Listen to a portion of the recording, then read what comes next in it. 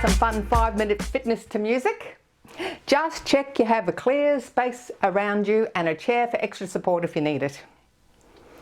I'm Carol O'Halloran and welcome to Over 50 So What? Do you know any women who have lost their hair? We're catching up with the launch of Real Fringe Hair Bands, which help women to feel more normal during challenging times. After the fitness segment, we're also going to chat to some men having fun at the men's shed. Check it out.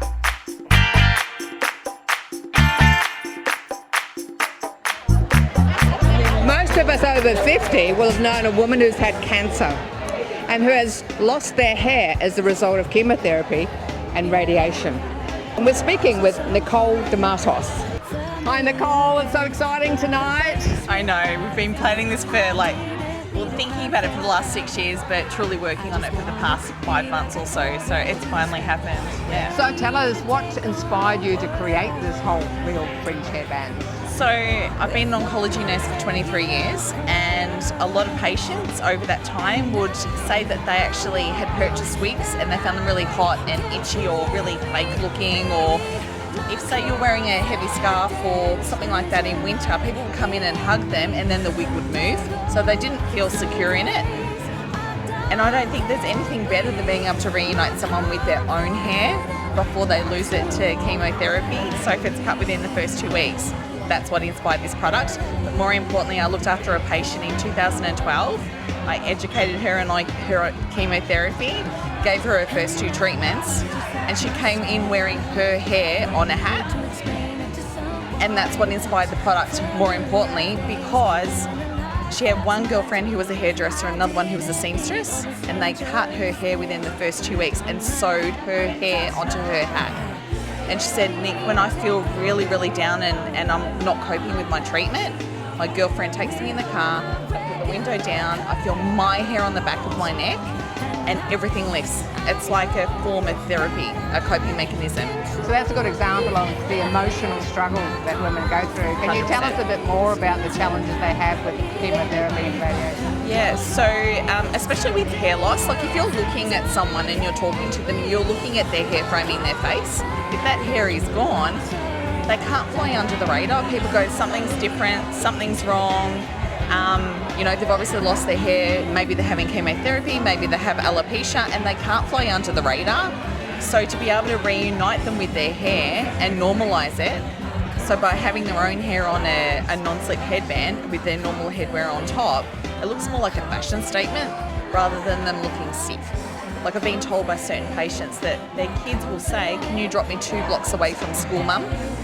Because I don't want to get the sorrowful eyes and the sad eyes from the fellow parents and other kids and stuff like that because my mum's sick. I just want to be treated like a normal kid. Wow, that's really heavy, isn't it? Yeah. Yeah, that's tough. And so I myself had the experience of shaving my hair for the Leukemia Foundation as a fundraiser, and I actually didn't realise myself how frightening it is to lose all your hair. I was doing it for a fundraising cause, and so when I heard about Nicole's business to help people use their own hair or have a donation from somebody to help with confidence, I was very, very compelled to support Nicole. So we haven't actually talked what the product is yet. So the product is wherever possible using your own hair, but it's using from donations. Correct. So there's the option if someone cuts their own hair within the first 2 weeks of their chemotherapy, before the hair becomes very straw-like and very brittle, we can use their hair to create the product. Otherwise, we can use a loved one's hair. So if someone cuts a minimum of 15 centimetres of dyed or natural hair, we can use that hair. Or a loved one can donate hair on their behalf and we can create it. So during lockdown, it was fantastic. We had a daughter who cut her hair in Queensland and her mum was having treatment in Tasmania. So we actually created the product for the mother in Tasmania using the daughter's hair because she wasn't allowed to fly to Tasmania to support her mum. That was one way she could actually support her. Otherwise, community hair donations really help. If someone doesn't have their hair or if they want a different hair colour to what they actually normally have, that's another option as well. Can you sort of explain to us how it works? But basically, it's a 9-step process to take like a bunch of hair to create a 3-layered hair weft, like a hair extension, and then that gets sewn into a non-slip headband, so that when you've got little or no hair, if you just put it on like normal elastic, it will slide and not be secure. So that medical grade silicone actually allows the head to not move on the head and be more secure underneath a turban, a scarf, a beanie, a low-lying cap, any sort of oncology headwear that would normally be low-lying anyway.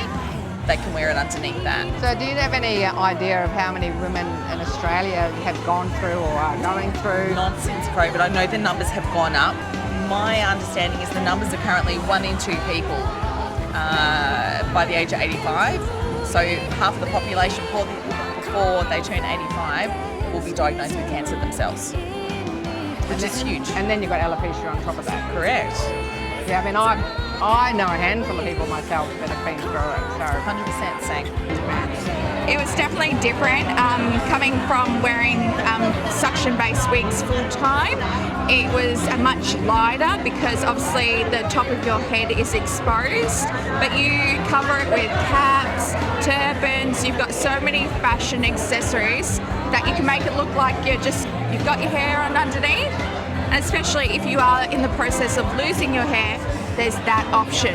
When I lost my hair, there was no option like this. So what are we going to see tonight at this launch?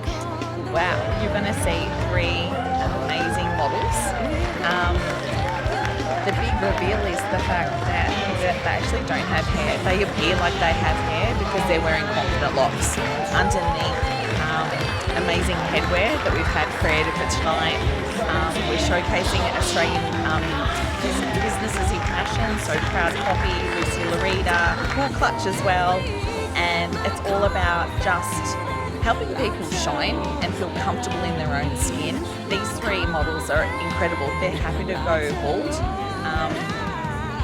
And we're also launching a song that we've had created for Confident Locks that we're launching that tonight as well. So how do people find you? Like, people may want to donate hair.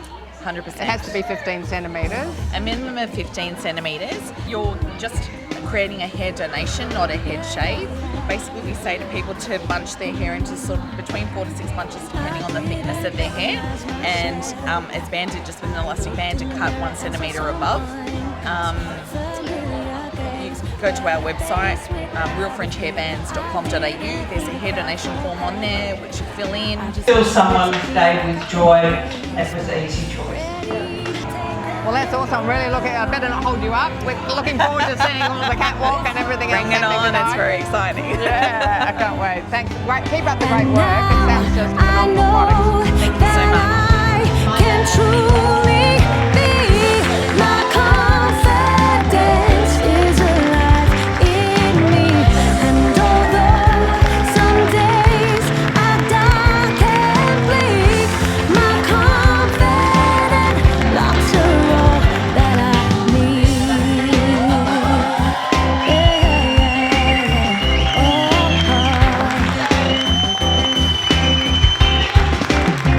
And now I look just like myself. Thanks for watching our TV show. Be sure to hit subscribe and then you'll never miss an episode. Jump on Facebook, join our group, get in on the fun, fitness, wellness and inspiration. I'm Carol, over 50. So what?